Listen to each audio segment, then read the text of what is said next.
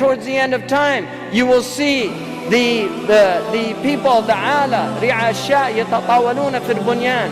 He said there will be poor people who were the desert people, and they were poor, and they were taking care of goats and animals, and then they'll begin to build huge buildings.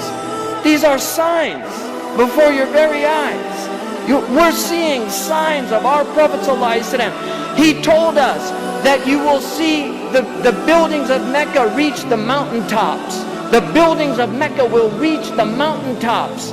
And this is happening in our lifetime.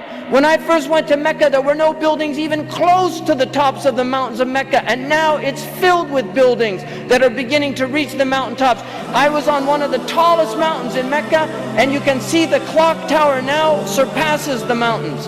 The Prophet ﷺ said in a hadith, he said, إِذَا رَأَيْتُمْ مَكَّةَ بُعِجَتْ كَظَائِمًا. If you see Mecca, if you see its mountains with holes pierced through them, this is what it means. بُعِجَتْ كَظَائِمًا وَيَتَسَاوَى بُنْيَانُهَا رُؤُوسَ جِبَالِهَا. And you see the buildings reach or in a riwayah ta'lu, they will actually surpass the mountaintops. And then he said, فَقَدْ أَظَلَّتَ السَّاعَةُ.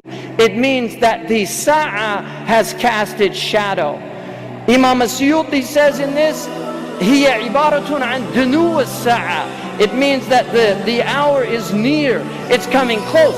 But if you took that literally, and in hadith tradition, in usuli tradition, asur al-kalam al-haqiqa, that if the Prophet says something, you should always interpret it literally, unless there's a reason to go to a metaphorical interpretation. Now we have the clock tower casting a shadow over the Kaaba. So the clock tower, what do they call it in Saudi Arabia? As-sa'a. لَقَدْ أَظَلَّتَ السَّاعَةُ. You could take it literally, the clock has cast its shadow over the Kaaba.